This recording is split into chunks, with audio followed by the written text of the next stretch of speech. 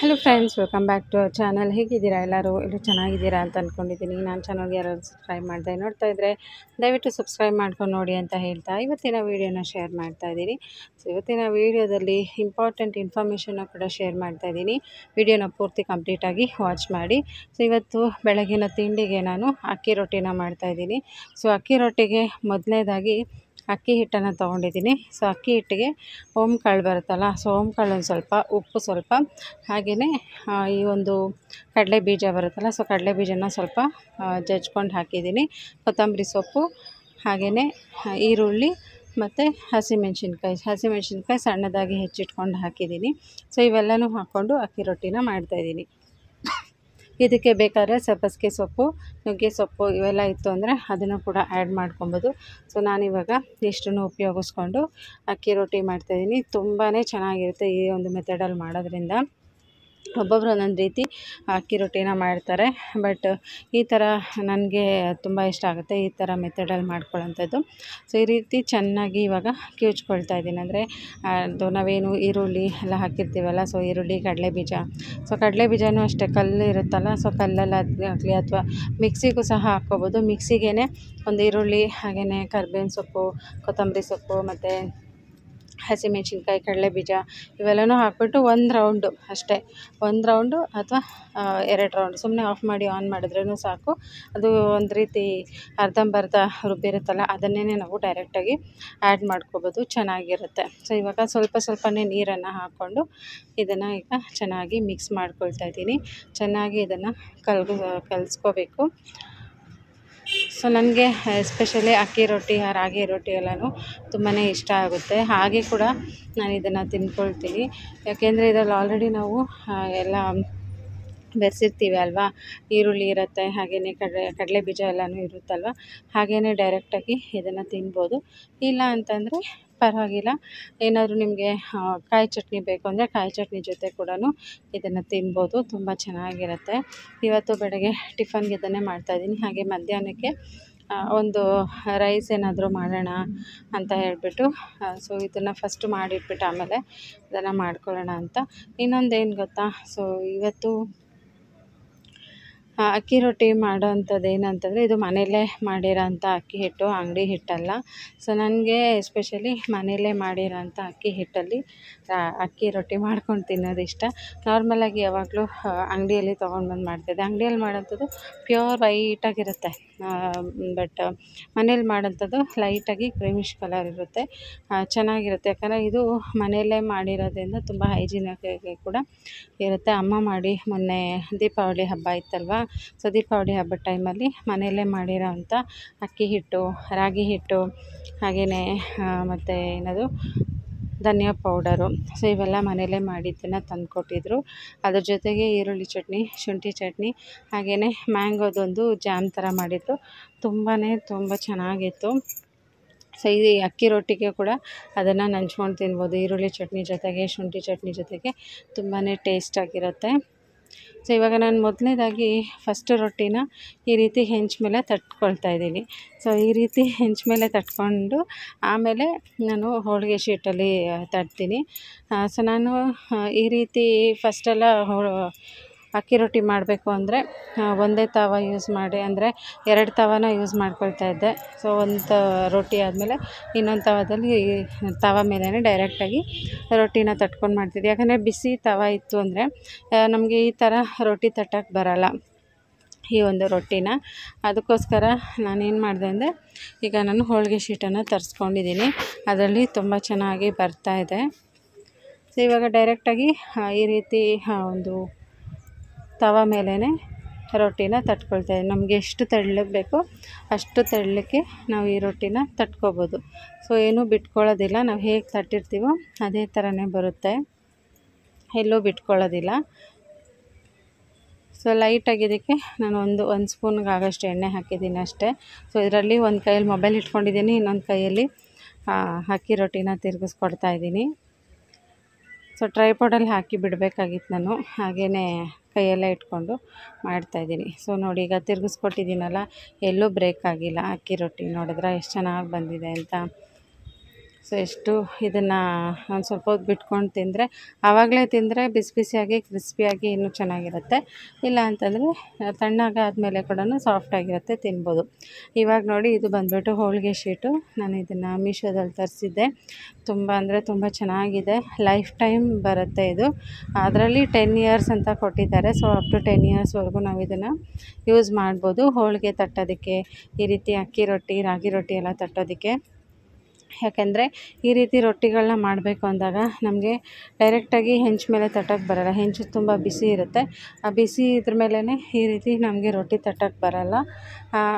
ಸ್ವಲ್ಪ ಆರಬೇಕಾಗುತ್ತೆ, ಮತ್ತು ತುಂಬ ಟೈಮ್ ಕೂಡ ಹಿಡಿಯುತ್ತೆ ಒಂದೊಂದೇ ತಟ್ಟೋದಕ್ಕೆ. ಅದೇ ಈ ಒಂದು ಹೋಳಿಗೆ ಶೀಟಲ್ಲಿ ಏನಂತಂದರೆ ನಾವು ಈ ರೀತಿ ರೊಟ್ಟಿನ ತಟ್ಕೋತೀವಲ್ಲ, ಡೈರೆಕ್ಟಾಗಿ ಹೆಂಚು ಮೇಲೆ ಹಾಕ್ಬೋದು. ಏನೂ ಕೂಡ ಸುಟ್ಟೋಗಲ್ಲ, ಡ್ಯಾಮೇಜ್ ಆಗೋದಿಲ್ಲ. ಸೊ ಈ ಶೀಟು ಅಷ್ಟೊಂದು ಹೀಟ್ ರೆಸಿಸ್ಟೆಂಟ್ ಆಗಿರುತ್ತೆ. ಅದಕ್ಕೋಸ್ಕರ ಇದೇನು ಪ್ರಮೋಷನ್ ಅಲ್ಲ ಹೋಳಿಗೆ ಶೀಟ್ಗೆ. ನಾನು ಯೂಸ್ ಮಾಡ್ತಾಯಿದ್ದೀನಿ, ಹಾಗಾಗಿ ಶೇರ್ ಮಾಡ್ತಾಯಿದ್ದೀನಿ ಅಷ್ಟೇನೆ. ಸೊ ತುಂಬ ದಿನದಿಂದ ನೋಡಬೇಕು, ಇದನ್ನು ತರಿಸ್ಕೋಬೇಕು ಅಂತ ಇದೆ. ಈವನ್ ಹೋಳಿಗೆ ಕೂಡ ನಮಗೆ ತುಂಬಾ ಪರ್ಫೆಕ್ಟಾಗಿ ಬರುತ್ತೆ ಈ ಒಂದು ಹೋಳಿಗೆ ಶೀಟಲ್ಲಿ ಮಾಡೋಂಥದ್ದು. ಯಾಕಂದರೆ ತುಂಬ ಜನಕ್ಕೆ ಏನಂದರೆ ಹೋಳಿಗೆ ಶೀಟ್ ಮೇಲೆ ಅಂದರೆ ನಾರ್ಮಲಾಗಿ ನಾವು ಒಂದು ಪ್ಲಾಸ್ಟಿಕ್ ಪೇಪರ್ ಮೇಲೆನೋ ಅಥವಾ ಆಯಿಲ್ ಶೀಟ್ ಮೇಲೆನೋ ಮಾಡ್ತೀವಲ್ಲ ಹೋಳಿಗೆನ, ಅದನ್ನು ಡೈರೆಕ್ಟಾಗಿ ಹಂಗೆ ಕೈಯಲ್ಲಿ ಎತ್ತಾಕಿದ್ರೆ ಎಲ್ಲ ಬಿಟ್ಕೊಂಡ್ಬಿಡುತ್ತೆ ಒಂದೊಂದು ಸಲ. ಬಟ್ ಹೋಳಿಗೆ ಶೀಟ್ ಇತ್ತು ಅಂದರೆ ಡೈರೆಕ್ಟಾಗಿ ನಾವು ಹೆಂಚು ಮೇಲೆ ಹಾಕಿ ಆಮೇಲೆ ಅದೇ ಬಿಟ್ಕೊಂಡು ಬಿಡುತ್ತೆ, ಆಮೇಲೆ ತೊಗೋಬೋದು ನಾವು. ಸೊ ಕೆಲವರು ಬಟ್ಟೆ ಮೇಲೆ ಕೂಡ ಮಾಡ್ತಾರೆ ಅಕ್ಕಿ ರೊಟ್ಟಿನ. ಸೊ ಅದಕ್ಕಿಂತ ಇದು ಬೆಸ್ಟ್ ಅಂತ ಅನ್ನಿಸ್ತು ನನಗೆ. ಹಾಗೆಯೇ ಇದನ್ನು ವಾಷಬಲ್ ಕೂಡ. ವಾಶ್ ಮಾಡಿ ನಾವು ತುಂಬ ದಿನ ಯೂಸ್ ಮಾಡ್ಬೋದು. ಸೊ ಮೊನ್ನೆ ಹೋಳಿಗೆ ಎಲ್ಲ ಮಾಡಿದ್ವಿ ಇದರಲ್ಲಿ. ಹಾಗೆಯೇ ಇವತ್ತು ನಾನು ಅಕ್ಕಿ ರೊಟ್ಟಿ ಮಾಡಿದ್ದೆ. ನೋಡಿದ್ರಲ್ಲ ಎಷ್ಟು ಚೆನ್ನಾಗಿ ಬಿಟ್ಕೊಂಡು. ನಾನು ಡೈರೆಕ್ಟಾಗಿ ಇದನ್ನು ತವ ಮೇಲೇ ಹಾಕಿದ್ದೆ. ಹಾಗೆಯೇ ಅದನ್ನು ಚೆನ್ನಾಗಿ 1-2 ನಿಮಿಷ ಬಿಟ್ಟರೆ ಸಾಕು, ಈ ರೀತಿ ಬಂದುಬಿಡುತ್ತೆ ಸಪ್ರೇಟಾಗಿ. ಸೊ ತವ ಮೇಲೇ ಬಿಟ್ಟರೂ ಕೂಡ ಏನೂ ಕೂಡ ಆಗೋದಿಲ್ಲ. ಅದು ಹೀಟ್ ರೆಸಿಸ್ಟೆನ್ಸ್ ಆಗಿರೋದ್ರಿಂದ ನಾವು ಆರಾಮಾಗಿ ಮೈಕ್ರೋವೇವಲ್ಲಿ ಕೂಡ ಇದನ್ನು ಯೂಸ್ ಮಾಡ್ಕೋಬೋದು ಹೋಳಿಗೆ ಶೀಟ. ಸೊ ಪ್ರೈಸ್ ಕೂಡ ಕಡಿಮೆನೇ ಇದೆ. 135 ರುಪೀಸ್ಗೆ ನಮಗೆ 2 ಹೋಳಿಗೆ ಶೀಟ ಸಿಗುತ್ತೆ. ಸೊ ನೋಡಿ, ಇವಾಗ ನನಗೆ ತುಂಬ ಈಸಿ ಆಯಿತು ಅಕ್ಕಿ ರೊಟ್ಟಿ ಮಾಡೋಕ್ಕೆ. ಇಲ್ಲ ಅಂದಿದ್ರೆ ನಾನು 2 ತವ ಇಟ್ಕೊಂಡು ಅದನ್ನು ಆರಿಸಿ ಎಲ್ಲ ಮಾಡೋಷ್ಟೊತ್ತಿಗೆ ಇನ್ನೂ ಟೈಮ್ ಜಾಸ್ತಿ ಆಗ್ತಾಯಿತ್ತು. ಇವಾಗ ಇದರಿಂದ ನನಗೆ ತುಂಬಾ ಟೈಮ್ ಕೂಡ ಸೇವ್ ಆಯಿತು ಅಂತಲೇ ಹೇಳ್ಬೋದು. ನೋಡಿದ್ರಲ್ವ ಎಷ್ಟು ಚೆನ್ನಾಗಿ ಬಂದುಬಿಡ್ತು ಅಂತ. ಸೊ ನೆಕ್ಸ್ಟ್ ಟೈಮ್ ಇದರಲ್ಲಿ ನಾನು ಬೇರೆ ಏನಾದರೂ ರವೆ ರೊಟ್ಟಿ ಕೂಡ ಟ್ರೈ ಮಾಡ್ಬೋದು. ಸೊ ರವೆ ರೊಟ್ಟಿ, ರಾಗಿ ರೊಟ್ಟಿ, ಹಾಗೆಯೇ ಬೇರೆ ಎಲ್ಲ ರೊಟ್ಟಿಗಳೇನೇನಿರುತ್ತೆ ಅದನ್ನು ಟ್ರೈ ಮಾಡ್ಕೊಳ್ಬೋದು. ಈಗ ಒಂದು ಬಟ್ಲಿಗೆ ಕೂಡ ಎಣ್ಣೆ ಹಾಕ್ಕೊಂಡು ಅದಕ್ಕೆ ಎಷ್ಟು ಬೇಕು 1 ಸ್ಪೂನ್ ಎಣ್ಣೆ ಹಾಕ್ಕೊಂಡ್ರೆ ಸಾಕು. ಯಾಕಂದರೆ ಆಲ್ರೆಡಿ ಇದು ತವ ನಾನ್ ಸ್ಟಿಕ್ ಆಗಿರೋದ್ರಿಂದ ಹೆಚ್ಚಾಗಿ ಎಣ್ಣೆ ಏನು ಬೇಕಾಗೋದಿಲ್ಲ.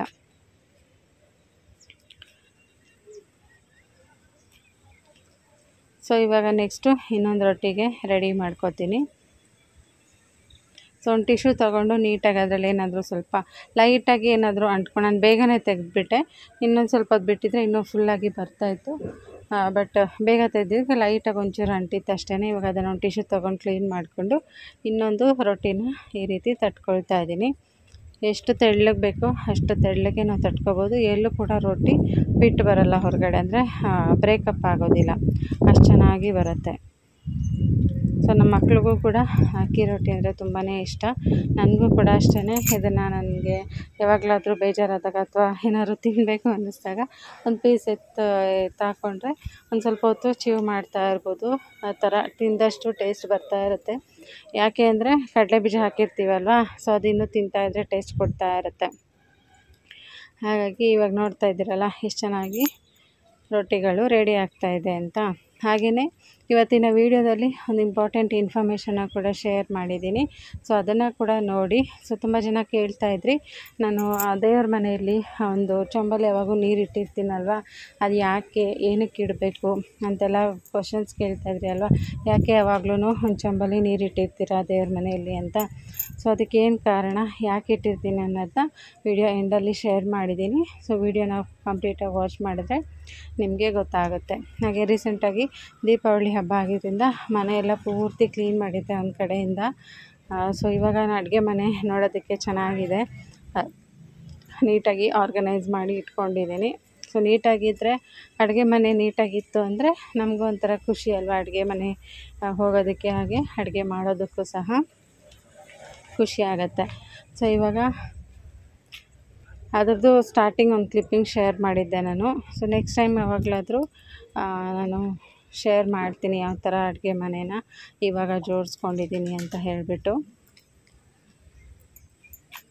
ಸೊ ಟೈಮ್ ಇರೋದಿಲ್ಲ, ಬೆಳಗ್ಗೆ ಟೈಮು ಈ ರೀತಿ ಅಡುಗೆ ಮಾಡೋದು, ಮನೆ ಕೆಲಸ ಮಾಡೋದು, ಮಕ್ಕಳಿಗೆ ಬಾಕ್ಸ್ ಹಾಕ್ಕೊಡೋದು, ನಮ್ಮ ಹಸ್ಬೆಂಡ್ಗೆ ಮತ್ತು ಟಿಫನ್ ರೆಡಿ ಮಾಡಿಕೊಡೋದು, ನನ್ನ ಬಾಕ್ಸ್ ಕಟ್ಕೊಳ್ಳೋದು, ಇದರಲ್ಲೇ ಟೈಮ್ ಆಗಿಬಿಡುತ್ತೆ ಒಂದೊಂದು ಸಲ. ಅದಕ್ಕೋಸ್ಕರನೇ ಆದಷ್ಟು ಇತ್ತೀಚೆಗೆ ವಿಡಿಯೋನೇ ಮಾಡೋಕ್ಕಾಗ್ತಾ ಇರಲಿಲ್ಲ. ಸೊ ಇವಾಗ ಮಾಡೋಣ ಅಂದರೆ ಮಾಡೋದಕ್ಕೆ ಇಷ್ಟ ಇರುತ್ತೆ, ಬೆಳಗ್ಗೆ ಟೈಮು ಮಾಡೋಣ ಅಂತಲೇ ಅಂದ್ಕೊಳ್ತೀನಿ. ಆಮೇಲೆ ಏನಾದರೂ ಮರ್ತೋಗ್ಬಿಡ್ತೀನಿ ಒಂದೊಂದು ಸಲ, ವಿಡಿಯೋ ಮಾಡ್ಕೊಳ್ಳೋದೇ ಮರ್ತೋಗ್ಬಿಡ್ತೀನಿ, ಏನು ಕೆಲಸ ಮಾಡ್ತೀನಿ ಅಲ್ವಾ. ತುಂಬ ಜನ ಕೇಳ್ತಾಯಿದ್ರಿ ನಿಮ್ಮದು ಡೈಲಿ ಲೈಫೇನೆ ಶೇರ್ ಮಾಡಿ, ಡೈಲಿ ವ್ಲಾಗ್ ಮಾಡಿ, ಡೈಲಿ ರುಟೀನ್ ಮಾಡಿ ಅಂತ ಹೇಳ್ಬಿಟ್ಟು. ಅದು ಅಂದ್ಕೊಳ್ತೀನಿ ತುಂಬ ಸಲ ಮಾಡೋಣ ಅಂತ, ಬಟ್ ಆಗ್ತಾನೇ ಇಲ್ಲ ಮಾಡೋದಕ್ಕೆ. ಸೊ ನೋಡೋಣ, ಆದರೆ ಟ್ರೈ ಮಾಡ್ತೀನಿ. ಸದ್ಯಕ್ಕೆ ಇದೊಂದು ಕ್ಲಿಪ್ಪಿಂಗ್ ಮಾತ್ರ ಮಾಡಿದ್ದೆ ಅಷ್ಟೇ, ನೀಟಾಗಿ ಆರ್ಗನೈಸ್ಡ್ ಮಾಡಿರೋದು, ಚೆನ್ನಾಗಿ ಕಾಣ್ತಾ ಇದೆ ಇವಾಗ ಅಡುಗೆ ಮನೆ. ಸೊ ಇದೆಲ್ಲ ಇಟ್ಕೊಳ್ಳೋದಕ್ಕೆ ಮುಂಚೆ ಸ್ಪೇಸ್ ಇರಲಿಲ್ಲ ನನಗೆ. ಸೊ ಇವಾಗ ಒಂದು ರೀತಿ ಚೆನ್ನಾಗಿ ಅನ್ನಿಸ್ತಾ ಇದೆ. ಓಕೆ, ದೇವರ ಮನೆಯಲ್ಲಿ ನಾವು ಒಂದು ತಾಮ್ರದ ಚೊಂಬಲ್ಲಿ ಅಥವಾ ಒಂದು ಹಿತ್ತಾಳೆ ಅಥವಾ ರಾಗಿದಂತ ಏನು ಹೇಳ್ತೀವಿ, ಆ ಒಂದು ಚೊಂಬಲ್ಲಿ ನಾವು ಯಾಕೆ ನೀರನ್ನು ಇಡಬೇಕು ಅಥವಾ ಪಂಚಪಾತ್ರೆಯಲ್ಲಿ ಯಾಕೆ ನೀರನ್ನು ಇಡಬೇಕು. ಸೊ ನೀವು ಕೂಡ ನಾನು ಸಾಕಷ್ಟು ವಿಡಿಯೋದಲ್ಲಿ ನೋಡಿರ್ತೀರ ಯಾಕೆ ನೀರನ್ನು ಇಡ್ತೀನಿ ಅನ್ನೋದನ್ನ ವಿಡಿಯೋದಲ್ಲಿ ಶೇರ್ ಮಾಡ್ತಾಯಿದ್ದೀನಿ, ಕಂಪ್ಲೀಟಾಗಿ ನೋಡಿ. ಸೊ ದೇವ್ರ ಕೋಣೆಯಲ್ಲಿ ತಾಮ್ರದ ಚೊಂಬಲ್ಲಿ ನೀರು ಇಡೋದ್ರಿಂದ ದೈವಿಕ ಶಕ್ತಿ ಹೆಚ್ಚಾಗುತ್ತೆ. ದೈನಂದಿನ ಪೂಜೆಗಳಲ್ಲಿ ನಾವು ಪೂಜೆ ನಂತರ ದೇವತೆಗಳಿಗೆ ಹಣ್ಣು, ಸಿಹಿ ತಿಂಡಿಗಳು ಅಥವಾ ಪಂಚಾಮೃತ ಅಂತಹ ಪ್ರಸಾದಗಳನ್ನ ನೈವೇದ್ಯವಾಗಿ ಅರ್ಪಿಸ್ತೀವಿ ಅಲ್ವಾ. ಸೊ ನೈವೇದ್ಯವನ್ನು ಅರ್ಪಿಸಿದ ನಂತರ ನೀರನ್ನು ಸಹ ದೇವರಿಗೆ ಅರ್ಪಿಸ್ಬೇಕು. ಈ ರೀತಿ ಮಾಡಿದ್ರೆ ಮಾತ್ರ ನಮಗೆ ನೈವೇದ್ಯದ ಫಲ ಸಿಗುತ್ತೆ. ಹಾಗೆ ದೇವ್ರ ಮನೆಯಲ್ಲಿ ಇಡೋವಂಥ ನೀರು ಮನೆ ಎಲ್ಲ ನಕಾರಾತ್ಮಕ ಶಕ್ತಿಯನ್ನು ಹೀರ್ಕೊಳ್ಳೋ ಅಂಥ ಶಕ್ತಿ ಅದಕ್ಕೆ ಇರುತ್ತೆ. ಹಾಗಾಗಿ ದೇವ್ರ ಮನೆಯಲ್ಲಿ ನೀರನ್ನು ಇಡಬೇಕು. ಪೂಜೆ ಮಾಡೋವಂಥ ದೇವ್ರ ಮನೆಯಲ್ಲಿ ನೀರನ್ನು ಇಡೋದ್ರಿಂದ ನಮ್ಮ ಇಷ್ಟಾರ್ಥಗಳೇನಿರುತ್ತೆ ಅದು ಕೂಡ ಈಡೇರುತ್ತೆ.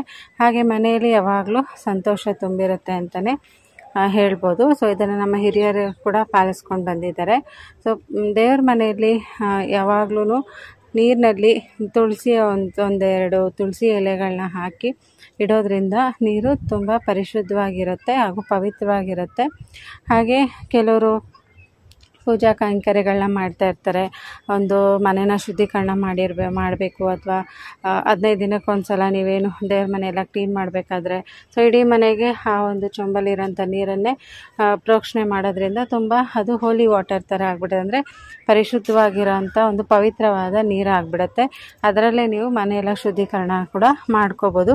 ಅದರಿಂದ ಹೊಸಲನ್ನ ತೊಳೆದ್ರೆ ಕೂಡ ತುಂಬ ಅಂದರೆ ತುಂಬಾ ಒಳ್ಳೆಯದು.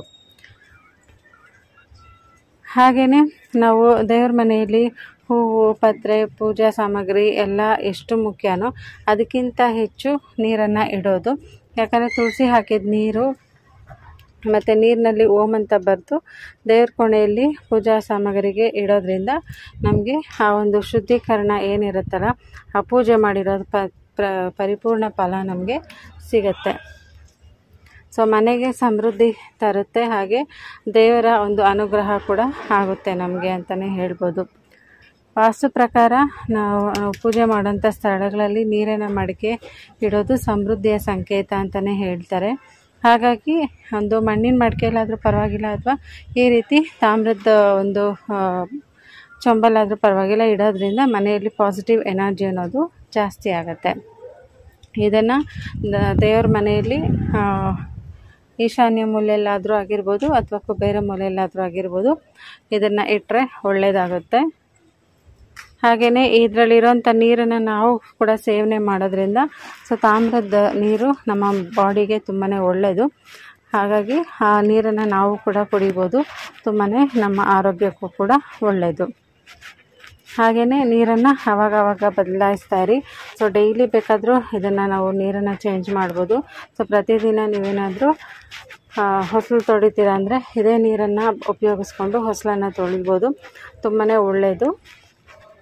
ಇಲ್ಲಾಂದರೆ ಆವಾಗವಾಗ ವಾರಕ್ಕೊಂದು ಸಲನಾದರೂ ತೆಗೆದು ನೀರನ್ನು ಬದಲಾಯಿಸ್ತಾ ಇರಬೇಕು. ಸೊ ತುಂಬಾ ಒಳ್ಳೆಯದು. ಸೊ ನೋಡೋದಲ್ಲ ಫ್ರೆಂಡ್ಸ್, ಇದಾಗಿತ್ತು ಇವತ್ತಿನ ವಿಡಿಯೋ. ಹೋಪ್ ಎಲ್ಲರಿಗೂ ಇಷ್ಟ ಆಗಿದೆ ಅಂತ ಅಂದ್ಕೊಳ್ತೀನಿ. ಸೊ ಈ ರೀತಿ ತಾಮ್ರದ ಚೊಂಬಲ್ಲಿ ಇಡೋದ್ರಿಂದ ಸದಾ ನಮಗೆ ಮಹಾಲಕ್ಷ್ಮಿಯ ಕೃಪೆ, ಅನುಗ್ರಹ ಎಲ್ಲನೂ ಸಿಗುತ್ತೆ. ಓಕೆ ಫ್ರೆಂಡ್ಸ್, ಇದಾಗಿತ್ತು ಇವತ್ತಿನ ವಿಡಿಯೋ. ಹೋಪ್ ಎಲ್ಲರಿಗೂ ಇಷ್ಟ ಆಗಿದೆ ಅಂದ್ಕೊಳ್ತೀನಿ. ಇಷ್ಟ ಆಗಿದ್ರೆ ದಯವಿಟ್ಟು ಲೈಕ್ ಮಾಡಿ, ಹೊಸದಾಗಿ ನೋಡ್ತಾ ಇದ್ದರೆ ಸಬ್ಸ್ಕ್ರೈಬ್ ಮಾಡ್ಕೊಂಡು ನೋಡಿ ಅಂತ ಹೇಳ್ತಾ ಇವತ್ತಿನ ವಿಡಿಯೋ ಇಲ್ಲೇ ಎಂಡ್ ಮಾಡ್ತಾಯಿದ್ದೀನಿ. Thank you so much watching. ಮತ್ತೆ ಸಿಗ್ತೀನಿ ಇನ್ನೊಂದೊಳ್ಳೆ ವಿಡಿಯೋ ಜೊತೆಗೆ. ಟಿಲ್ ದೆನ್ ಟೇಕ್ ಕೇರ್, ಬಾಯ್.